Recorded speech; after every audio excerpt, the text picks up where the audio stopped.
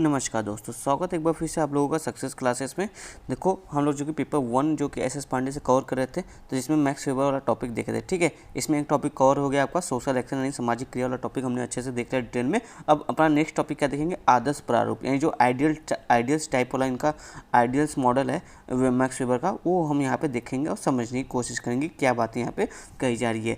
तो देखो आदर्श प्रारूप का जो ये चीज़ें हैं ना यहाँ पर जो लिखी हुई हैं, उसको पढ़ने से पहले मैं आपको एक आदर्श प्रारूप क्या होता है एक मोटा एक रफ आइडिया बता देता हूँ आपको, ताकि आपको समझने में आसानी हो। ठीक है, जो आपका आदर्श प्रारूप है दरअसल एक तरह से एक काल्पनिक मॉडल होता है। ठीक है, एक ये मॉडल होता है किसी भी घटना का अध्ययन करने के लिए, जो कि क्या होता है काल्पनिक होता है। ठीक है, वास्तविक नहीं होता है। और यह किस तरह की अध्ययन विधि का प्रयोग करता है किसी घटना का अध्ययन करने के लिए, तो ये तुलनात्मक, जो आपका तुलनात्मक अध्ययन विधि होता है, तो ये तुलनात्मक अध्ययन विधि का प्रयोग करता है। यानी कि आपका जो भी सामाजिक शास्त्र में अध्ययन होता है उसमें देखो तुलनात्मक विधि का प्रयोग करता है अध्ययन के लिए। ठीक है, इतनी बात आपको क्लियर हो गई।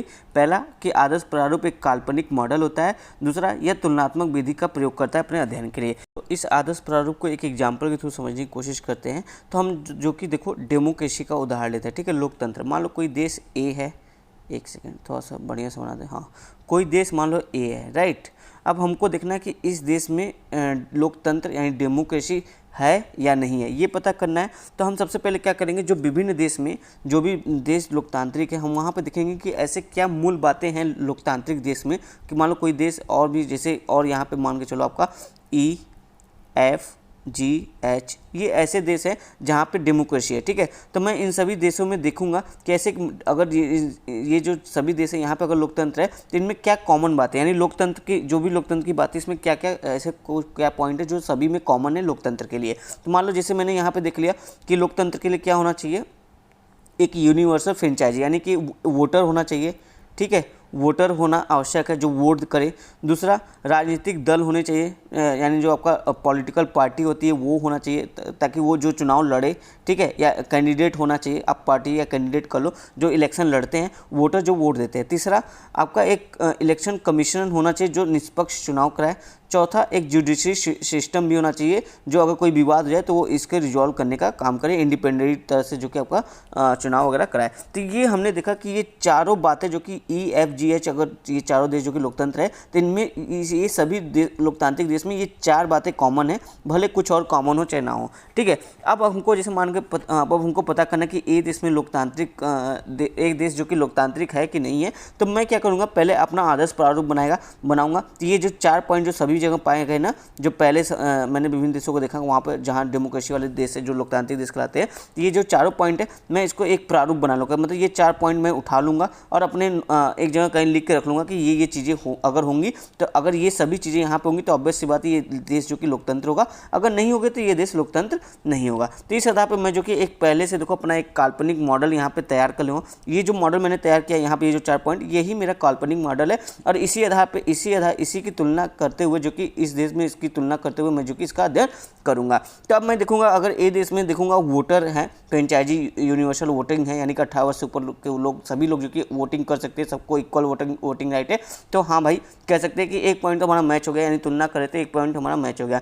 तो दूसरा देखते हैं कि यहाँ पर विभिन्न राजनीतिक दल है जो, या कैंडिडेट है जो चुनाव लड़ते हैं। जी हाँ, ये भी है। यहाँ पे इलेक्शन कमीशन है क्या? हाँ, इलेक्शन कमीशन भी है। यहाँ पे अगर देखो इंडिपेंडेंट जुडिशरी है क्या? अगर वो भी है तो हाँ, तो अगर ये चारों चीज़ें मैच करते हैं तो हम बोल सकते हैं कि ये जो आपका ए देश है ना, हमने इस आदर्श प्रारूप जो हमने अपना आदर्श प्रारूप मॉडल बनाया था, इस आधार पर तुलना करते हुए पाया कि ये भी जो आपका ए देश है, ये भी जो कि आपका डेमोक्रेटिक कंट्री है। अगर ये चारों चीज़ें नहीं होंगी तो यहाँ पर हम कहेंगे अपने कंक्लूजन में कि जो ए देश है ये डेमोक्रेटिक नहीं है।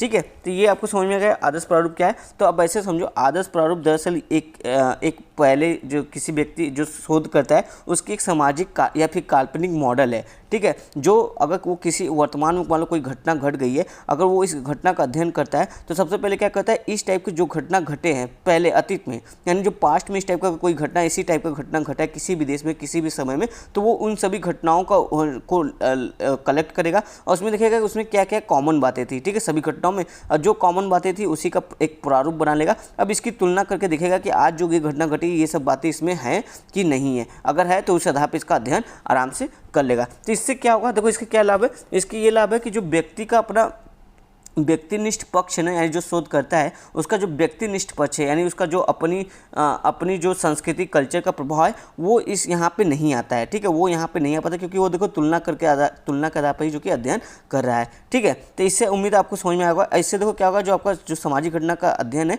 वो यथार्थ रूप से जो कि अध्ययन हो पाएगा और काफ़ी अच्छे तरीके से जो कि अध्ययन हम कर सकेंगे। तो यही जो कि आदर्श प्रारूप का मॉडल जो कि आपका मैक्स वेबर जी बताते हैं। उम्मीद है अब आपको आदर्श प्रारूप समझ में आ गया होगा कि वो आदर्श प्रारूप क्या है। एग्जाम्पल के थ्रू मैंने आपको समझाया, तो चलो बुक के थ्रू पढ़ते हैं, देखते हैं क्या बातें यहाँ पे बताई जा रही है। तो बोला जा रहा है कि वेबर कालीन यूरोप में समाजशास्त्रीय अध्ययन पद्धति को लेकर मुख्यतः दो विचार प्रचलित थे। यानी जब वेबर आए थे समाजशास्त्र का अध्ययन करते तो उस टाइम यूरोप में देखोगे तो मुख्य रूप से दो विचार प्रचलित थे।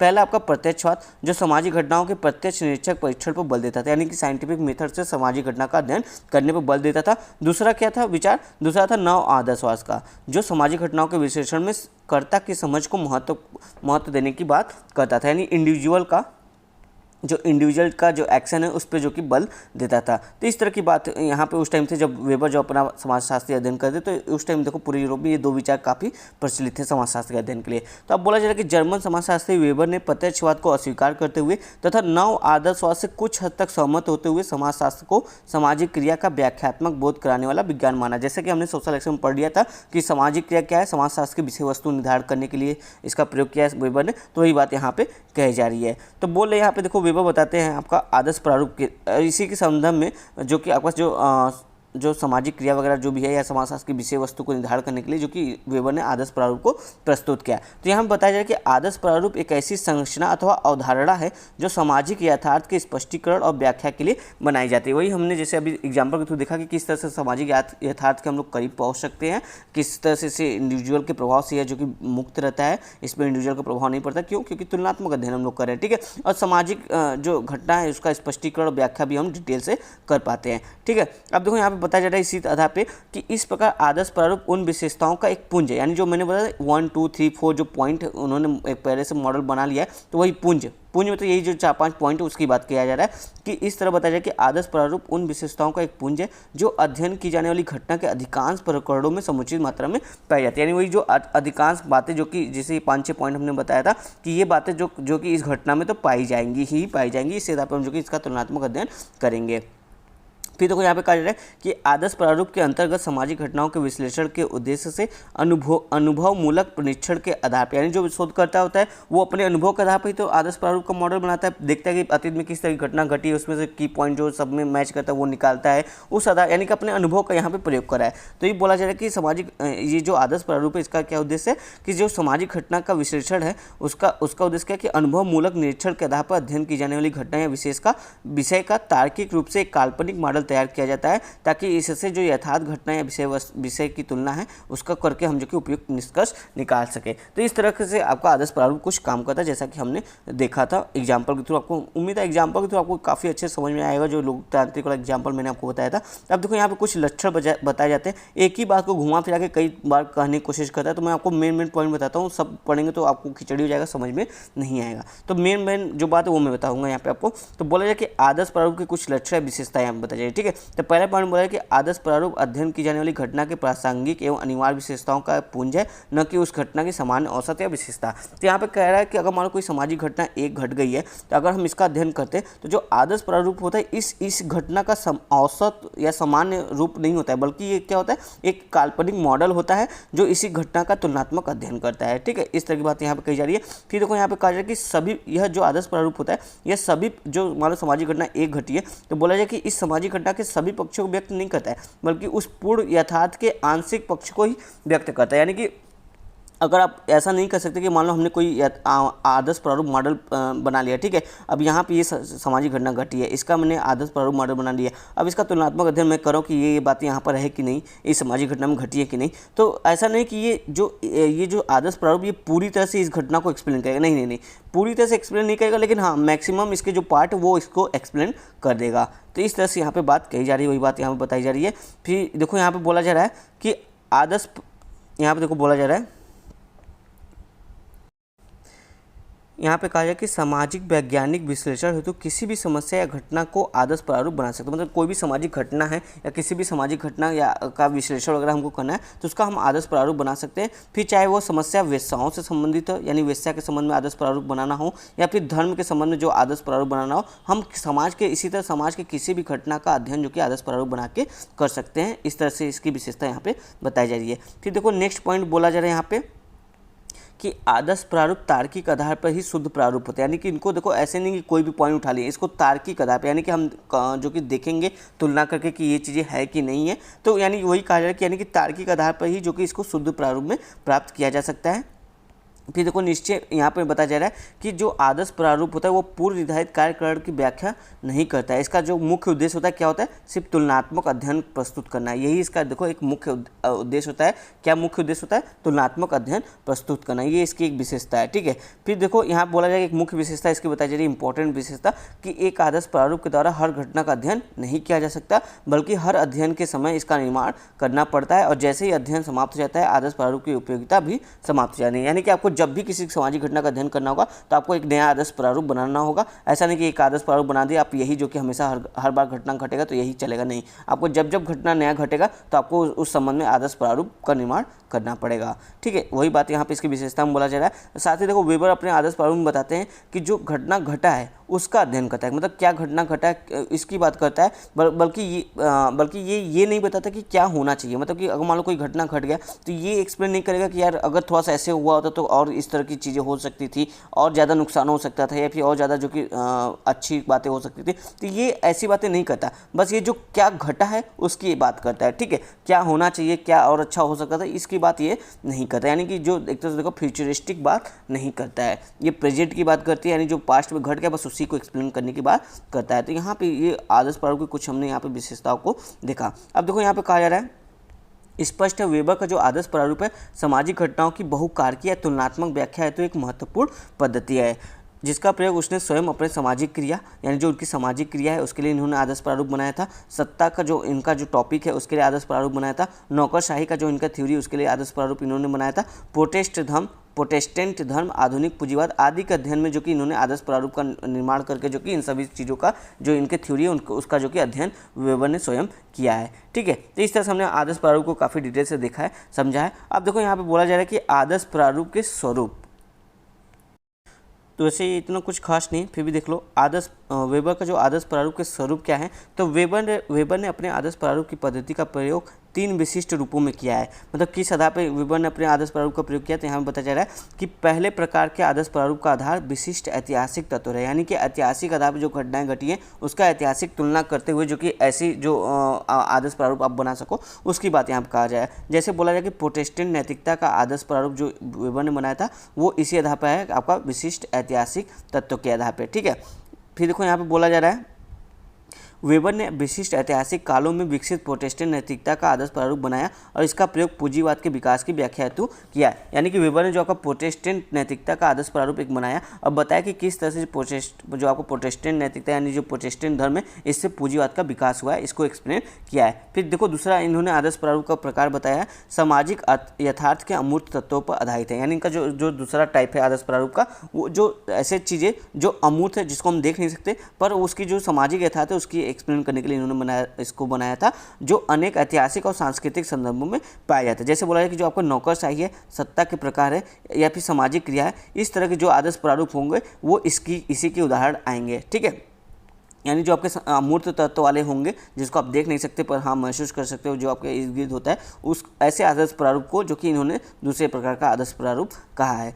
तीसरा प्रकार का देखो आदर्श प्रारूप इन्होंने बताया है कि ये एक विशेष परिस्थिति में होता है। जैसे जब कोई विशेष परिस्थिति समाज में आ जाती है तब इस तरह के आदर्श प्रारूप का निर्माण किया जाता है। तो कौन सी ऐसी विशेष परिस्थिति है, जैसे यहाँ पे बताया जा रहा है कि लोगों के संभावित व्यवहार की व्याख्या, यानी जब लोगों के व्यवहार में काफ़ी ज़्यादा चेंजेस आते रहते हैं, तो यानी लोगों के जब व्यवहार की हमको व्याख्या करना होता है तब इस तरह के प्रारूप का जो कि निर्माण करते हैं। तो इसमें बताया जैसे उदाहरण के तौर देखो आर्थिक सिद्धांत के माने, जैसे अगर मांग और पूर्ति का कोई सिद्धांत है, मांग बढ़ गया तो डिमांड घट गया, इस तरह का कोई अगर हमारी सामाजिक घटना है, इकोनॉमिक कोलैप्स हो गई या इकोनॉमी में मंदी आ गया या इकोनॉमी में ग्रोथ ज़्यादा देखने को मिली, तो मतलब ये क्या होता है, ये ह्यूमन व्यवहार पर डिपेंड करता है, ऐसी चीज़ें, ऐसी घटनाएं, ठीक है। अगर ये इस तरह की कोई घटनाएं आएंगी तो इसको तीसरे प्रकार के आदर्श प्रारूप में वेबर ने रखा है, ठीक है। अब आदर्श प्रारूप का महत्व क्या है, तो यहाँ पर देखो जो पहला 3 पॉइंट में इन्होंने बताया है, और तीनों पॉइंट में पहले ही पॉइंट को घुमा फिरा के दूसरा तीसरा पॉइंट बना दिया है, तो जो आपको कन्फ्यूजन ही क्रिएट करेगा। तो आप सीधी से समझो जो आदर्श प्रारूप उपयोगी क्यों है, क्योंकि यहाँ पे देखो बताया कि आदर्श प्रारूप के प्रयोग से अवधारणा की जो अस्पष्टता है, यानी जो भी आपका सामाजिक क्रिया होती है या फिर जो भी आपका सामाजिक घटना है उसको एक्सप्लेन करने में जो अस्पष्टता होती है उसको हम दूर कर सकते हैं। और जो भ्रम वगैरह होता है कि यार कि जैसे कि यहाँ पे जो शोध करता है उसके भी प्रभाव यहाँ पे आ सकते हैं, उसके भी कल्चर इम्पैक्ट जो कि यहाँ पे इम्पैक्ट कर सकते हैं, उसकी भी जो आपकी बैकग्राउंड वगैरह है वो भी यहाँ पे कहीं ना कहीं इम्पैक्ट कर जाए, यानी कि जो बायसनेस है वो ना आ जाए। इसके लिए जो कि ये जो आपका भ्रम वगैरह जो इस तरह की हो जाती है वो इसको आदर्श प्रारूप जो कि इस तरह के भ्रम को भी दूर करता है। यानी कि किसी भी समझो जो आपकी सामाजिक घटना है उसका यथार्थ अध्ययन करने में मुख्य बात है, 3 बात यहाँ पर रखो। एक तरह से यथार्थ अध्ययन करने में, दूसरा जो उसको स्पष्ट समझने में, तीसरा उसके संबंध जो भी भ्रम वगैरह हो रहा है उसको दूर करने में, जो कि ये आपका आदर्श प्रारूप महत्वपूर्ण है। और चौथी बात यहाँ पे आप देख सकते हो ये किस तरह की विधि का प्रयोग करता है, तुलनात्मक विधि का प्रयोग करते हुए अध्ययन करता है। तो यही इसके आदर्श प्रारूप की आप कह लो जो कि उपयोगिता है। यहाँ पे अनुसंधान जो आपका सामाजिक अनुसंधान है, सामाजिक अनुसंधान में इसी तरह का उपयोग आदर्श प्रारूप का हमको देखने को मिलता है। अब बाकी अगर आप ये तीनों स्टेटमेंट पढ़ोगे तो आप उलझ जाओगे, ठीक है, तो आपको उतना समझ में नहीं आएगा, तो बेटर मैंने आपको, लेकिन तीनों बातें एक तरह से देखोगे एक ही बात को घुमा फिरा के बोला है, तो इसलिए मैं ज़्यादा इसको पढ़ नहीं रहा क्योंकि आपको कन्फ्यूजन ना हो जाए। अब देखो यहाँ पे बोला जाए कि आदर्श प्रारूप की क्या सीमाएं हैं या फिर कमियां हैं, ठीक है।